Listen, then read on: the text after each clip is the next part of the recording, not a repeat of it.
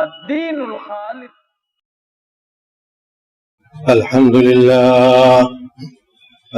لله نحمده ونستعينه ونستغفره ونؤمن به ونتوكل عليه ونعوذ بالله من شرور أنفسنا ومن سيئات أعمالنا من يهده الله فلا مضل له ومن يضلل فلا هادي له وأشهد أن لا إله إلا الله وحده لا شريك له وأشهد أن محمدا عبده ورسوله.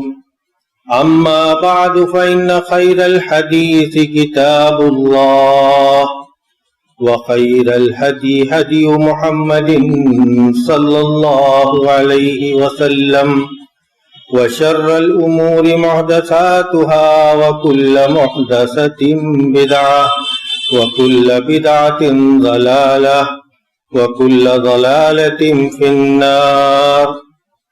فأعوذ بالله السميع العليم من الشيطان الرجيم. بسم الله الرحمن الرحيم.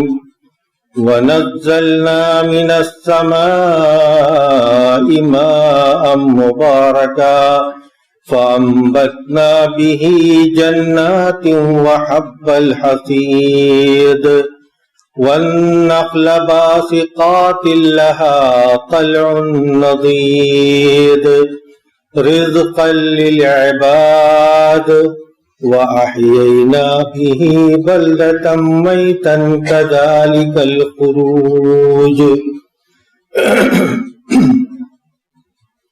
وقال جل شانه في سورة الأنبياء وَلَقَدْ آتَيْنَا إِبْرَاهِيمَ رُشْدَهُ مِنْ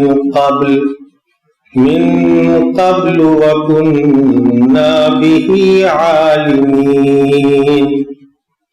معزز حاضرین، برادران اسلام، محترم بزرگوں اور دوستوں، عزیز ماں اور بہنوں،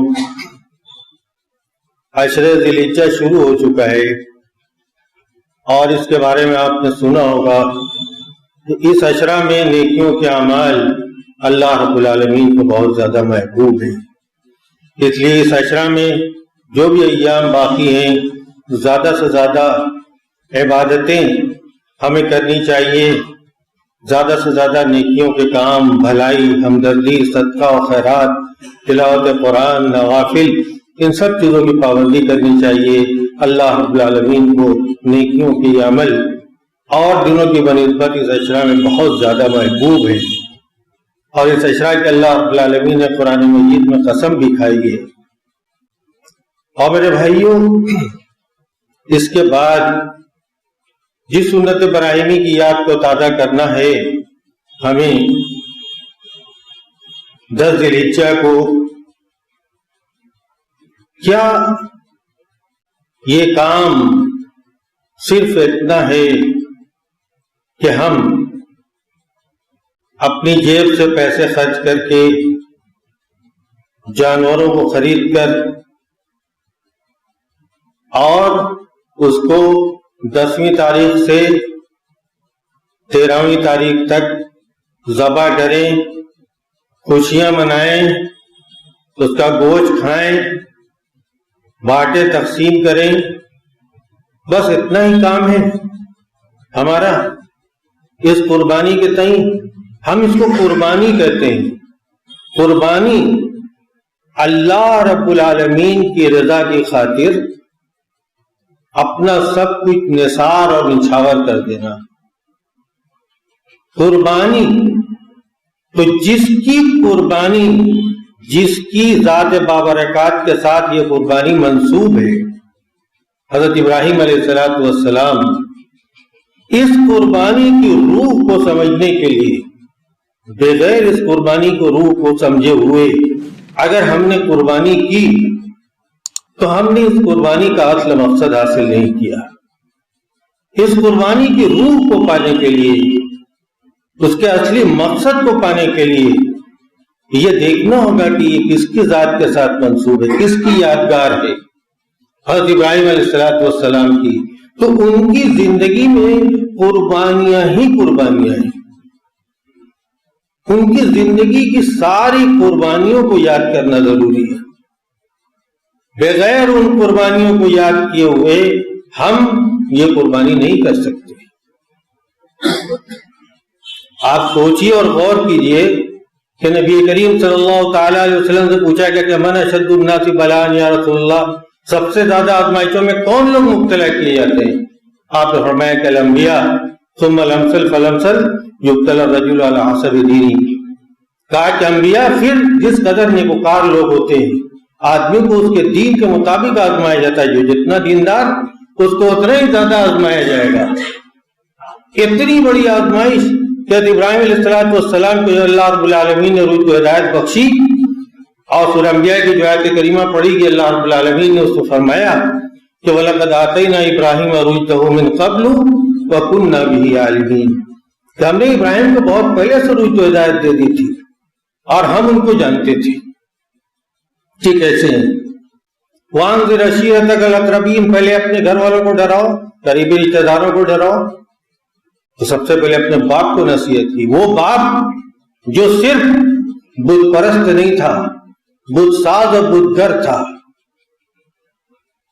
کیسے سمجھایا ابراہیم علیہ السلام نے اپنے باپ کو؟ کتنی ملائمیت، کتنی ادب، کتنی تہذیب اور کتنی نرمی اور خلوص کے ساتھ. یا ابتی لم تعبد ما لا يسمع ولا يبصر ولا يغني عنك شيئا. تو مریم اللہ رب العالمین نے فرمایا اے ابا جان، آپ ایسی چیز کی عبادت کیوں کرتے ہیں؟ نہ سن سکتی، نہ دیکھ سکتی، نہ آپ کو کوئی فائدہ پہنچا سکتی ہے.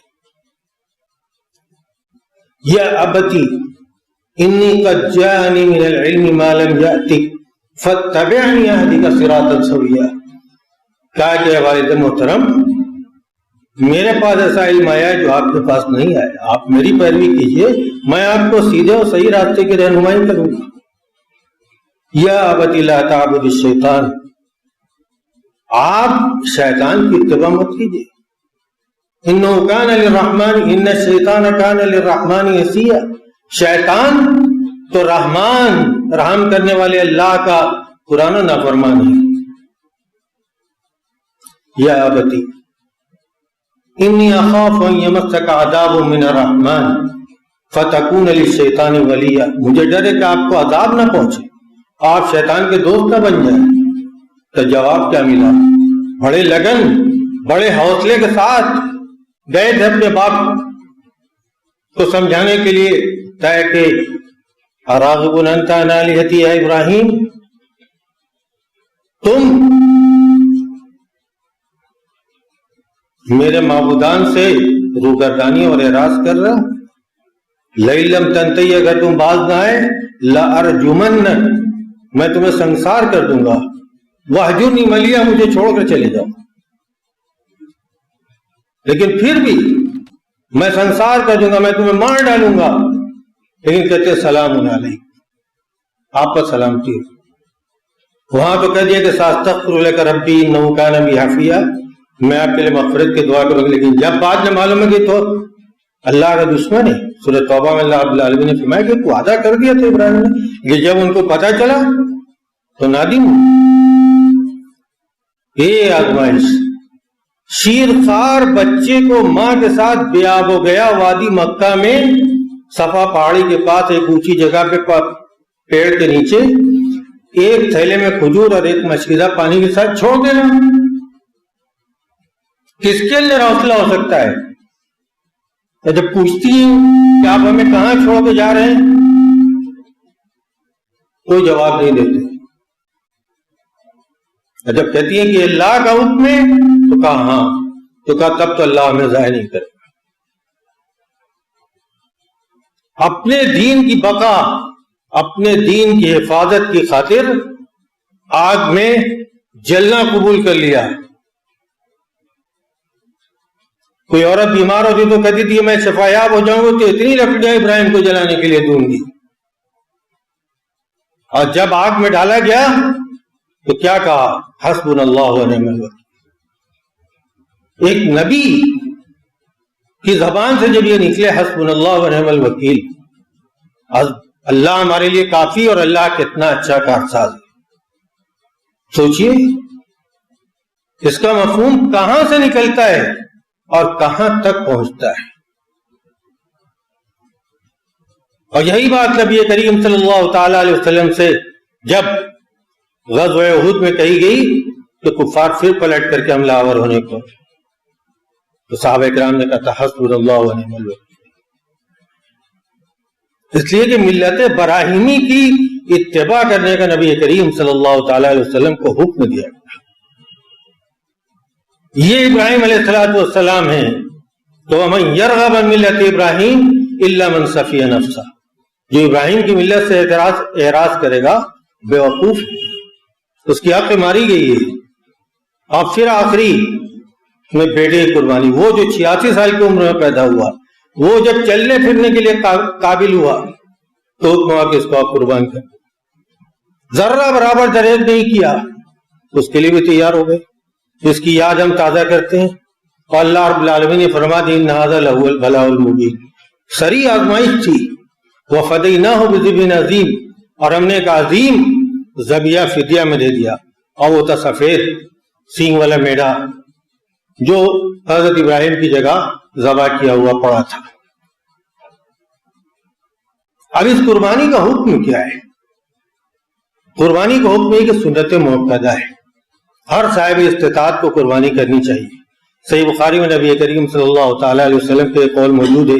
عید کے روز فرمایا کہ نول ما نبدأ به نصلی، آج ہم جو کام شروع کریں گے نماز پڑھیں گے. ثم نرجع فننحر، پھر ہم جائیں گے قربانی کریں گے. اور حضرت عبداللہ بن عمر رضی اللہ تعالیٰ عنہما کہتے ہیں کہ اقام رسول اللہ صلی اللہ علیہ وسلم بالمدینہ 10 سنین یضحی، مدینہ میں 10 سال قیام کیا، حالانکہ 10 سے زیادہ قیام کیا کچھ، لیکن 10 سال قیام کیا. کہا کہ 10 سال میں ہمیشہ آپ نے قربانی کیا. انس کہتے ہیں آپ کے خادم ضحى رسول اللہ صلی اللہ علیہ وسلم بکبشین وانا اضحی بکبشین، آپ 2 میڑوں کی قربانی کرتے تھے، میں بھی 2 میڑوں کی قربانی کرتا ہوں. اور صاحب استطاعت اگر قربانی نہ کرے تو آپ نے فرما دیا من وجد ساعتا فلم یضحی فلا یقربن مصلانا، قربانی کی طاقت ہونے کے باوجود قربانی نہ کرے آدمی تو ہماری عیدگاہ میں نہ آئے. آپ نے فرمایا ان علی کل اہل بیت فی کل عام اضحیہ، ہر گھر والے کے لیے سال میں قربانی کرنا ہے، ضروری ہے. اب یہ قربانی سنت موقدہ ہے، ہر صاحب استطاعت کو قربانی کرنی چاہیے. قربانی کرنا ہے تو جانور کیسا ہونا چاہیے؟ دانتا ہونا چاہیے. لا تذبحوا الا مسنۃ، دھاتا جانور کی قربانی کرو. الا ان یعثر علیکم فتذبحوا جزءا من الضأن، اگر نہ ملے نہ میسر ہو تو 1 سال کی بھیڑ کفایت کر سکتی ہے، لیکن بکرا دانتا ہونا ضروری ہے. اور 4 طرح کے عیوب سے جانور کو پاک و صاف ہونا چاہیے. العوراء بین عورها، کانا نہ ہونا چاہیے، ایسا کانا جانور کا کانا پن ظاہر ہو. المریض تو بین المرض ہوا، بیمار جانور نہ ہو. الارجاء بین ضلعها، لنگڑا نہ ہو تو اس کا لنگڑا پن ظاہر ہو. والکثیر التی لا تنقی، اور ایسا لاغر اور کمزور جانور کہ جس کی ہڈی میں گودا نہ ہو، ایسے جانور کی قربانی نہیں. اور ایک جانور کی قربانی پورے گھر والوں کی طرف سے ہو سکتی ہے. اور حضرت ایوب انصاری رضی اللہ تعالیٰ عنہ سے عطا ابن یسار نے پوچھا کہ نبی کریم صلی اللہ تعالیٰ علیہ وسلم کے زمانے میں قربانی کیسی ہوتی تھی؟ کہا کان الرجل یضحی بالشاۃ عنہ وعن اہل بیتہ فیاکلون ویطعمون حتی یتباہی الناس فصارت کما تری. کہا کہ ایک جانور، ایک بکری قربانی کرتے تھے اپنے اور اپنے گھر والوں کی طرف سے، کھاتے تھے کھلاتے تھے. پھر لوگ فخر و مباحت کرنے لگے تو دیکھ لو ان کا حال کیا. اس زمانے میں فخر و مباحت، ایک آیت قرآن مجید کی اس کو دماغ میں ہر وقت رکھے پھر دیکھیں فقر و مباحت کہاں سے آتا ہے. قل ان صلاتی و نسکی، میری نماز، میری قربانی، و محیای و مماتی، میری زندگی، میری موت، سب للہ رب العالمین، اللہ رب العالمین کے لیے. تو قربانی اللہ رب العالمین کے لیے. آپ قربانی آپ 10 جانور ذبح کریں، 20 جانور ذبح کریں، انشاءاللہ 100 ذبح کریں، لیکن لن ینال اللہ لحومها ولا دماؤها، نہ گوشت پہنچتا ہے اللہ رب العالمین کو، نہ خون، ولکن ینالہ التقوی منکم، تمہارا تقوی پہنچتا ہے. کس جذبے کے ساتھ قربانی کی، وہ یہاں ہوتا ہے دل میں. التقوی ہا ہونا، تقوی یہاں ہے. تب کہاں سے فقر و مباحت؟ جتنے بھی جانور آپ نے ذبح کر دیے، خون و گوشت تو اللہ تعالیٰ کے یہاں پہنچتا نہیں. اور قربانی آپ نے اللہ کی رضا کے لیے کی، تو پھر فقر و مباحت کہاں سے؟ جو ایک کرتا ہے وہ بھی اللہ کی رضا کے لیے کتنا کرتا ہے، جو 50 کرتا ہے وہ بھی اللہ کی رضا کے لیے کرتا ہے. 2 باتیں ایسی ہیں کہ لوگوں کے دماغ میں بہت زیادہ آتی ہیں قربانی کے تعلق سے. میں سوچتا ہوں کہ اس کی بھی وضاحت ہو جائے تو اچھا ہے. ایک تو میت کی طرف سے قربانی. لوگ اکثر پوچھتے ہیں کہ میت کی طرف سے قربانی ہو سکتی ہے کہ نہیں. تو دیکھیے، اگر میت نے وصیت کی ہے تو اس کی وصیت کو پورا کرنا ضروری ہے. اور یا آپ سب سے بہتر طریقہ یہ ہے کہ آپ قربانی کریں، ہر جانور میں آپ زندوں مردوں سب کی نیت کر کے کریں. اس کا ثواب زندوں کو بھی پہنچے گا، مردوں کو بھی. نبی کریم صلی اللہ تعالی علیہ وسلم نے اللہم تقبل من محمد ومن آل محمد ومن امت محمد، محمد کی طرف سے قبول فرما، آل محمد کی طرف سے، امت محمد کی طرف سے. تو اس میں زندہ و مردہ دونوں داخل ہیں. البتہ اگر صرف مردہ کی طرف سے قربانی کی تو قربانی نہیں ہوگی، صدقہ ہوگا. اور پھر اس جانور کا گوشت آپ نہیں کھا سکتے، اس کو تقسیم کرنا پڑے گا. یہ ہے میت کی قربانی کے تعلق سے جو صحیح بات ہے علماء کی، اور یہی راجح ہے. میت کی طرف سے قربانی کی کوئی صریح حدیث نہیں ہے. ایک چیز اور ہے، بھینس کی قربانی جائز ہے یا نہیں؟ اب دیکھا جاتا ہے کہ اس زمانے میں بہت سی جگہوں پر اہل حدیث حضرات بھینس کی قربانی کرتے ہیں. بہت سے علماء اس کے جواز کا فتویٰ دیتے ہیں. تو دیکھیے، جہاں تک بھینس کی قربانی کا تعلق ہے، حضرت عمر بن عبدالعزیز کا زمانہ نبی کریم صلی اللہ تعالی علیہ وسلم کے زمانے کے 100 سال بعد کا ہے، 1 صدی. ان کے زمانے میں اس سے پہلے بھینس نہیں تھی عربوں میں. اس وقت بھینس آئی. جب فتوحات کا دائرہ وسیع ہوا تو بھینسیں پہنچی. تو علماء نے، جو لوگوں نے اس کی شکل دیکھی تو کہا، رہی یہ کون سے جانور ہے؟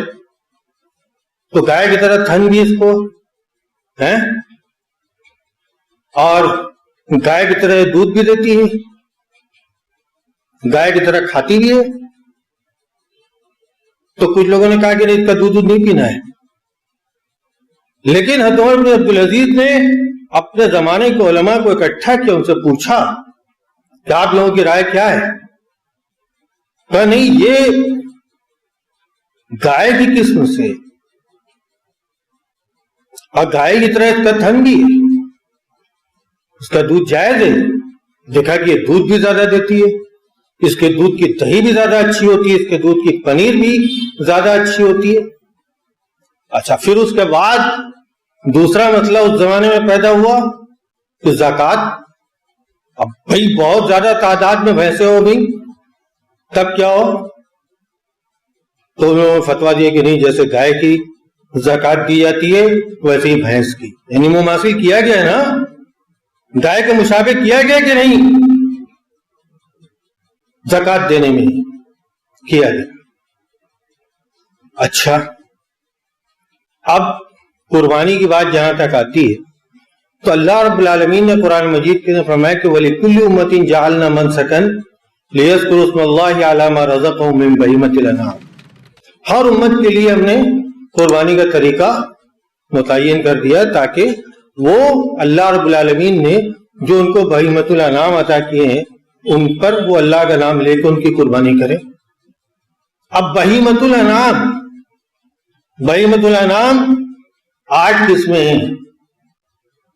بھیڑ، اس کی مادہ، بکرا، بکری، گائے، بیل، اونٹ، اونٹنی، 8 ہو گئے۔ یہ بہیمۃ الانعام ہے۔ شیخ الحدیث مولانا عبداللہ الرحمانی مبارک پوری کہا کہ کوئی اگر بھینس کی قربانی کرتا ہے تو اس کو برا والا مت کہو، اگر تمہیں اطمینان ہوتا ہے کرو، اور جو کرے تو نہ کرنے والے کو تانا نہ دے، اور نہ کرنے والا کرنے والے کو بھی برا بھلا نہ کہے۔ علامہ عبدالرحمان مبارک پوری، علامہ ثناء اللہ امرتسری، ان لوگوں نے کہا کہ یہ گائے ہی کی قسم ہے، نو الجاموس نو من البقر، یہ گائے کی قسم ہے۔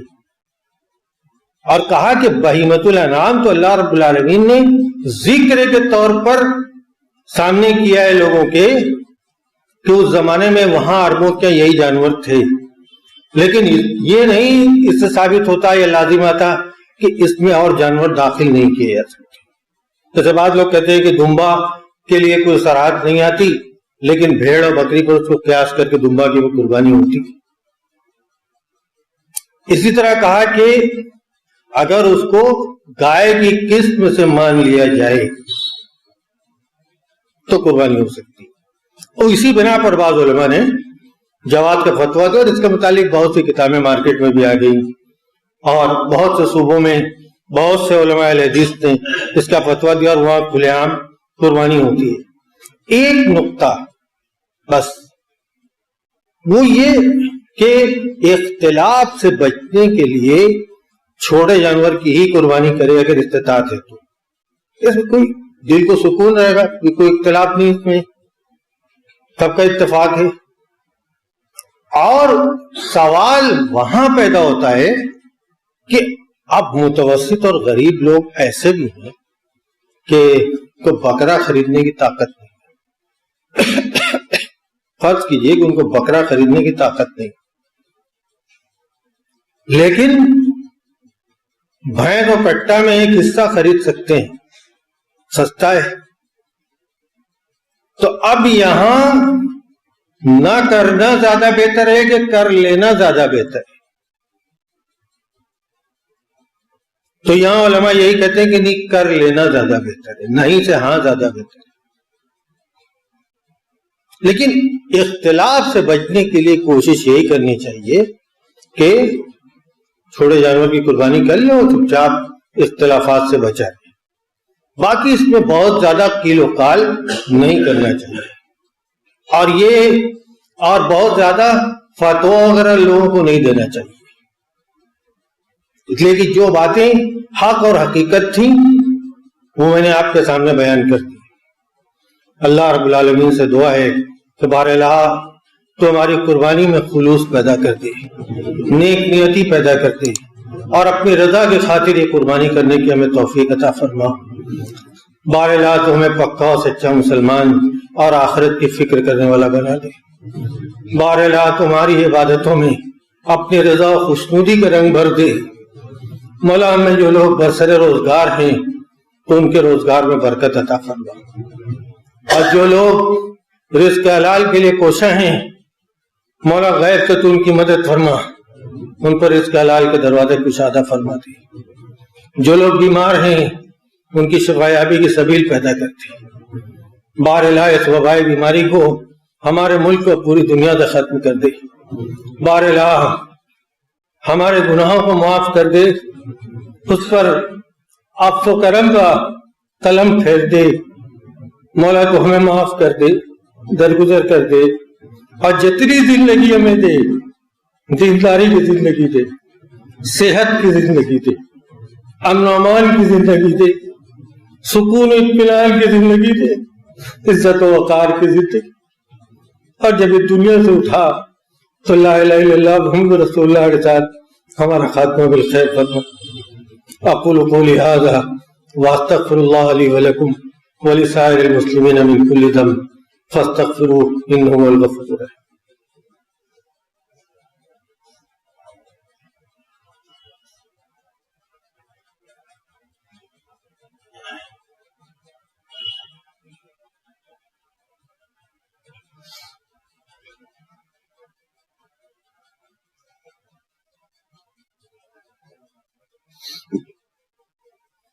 الحمد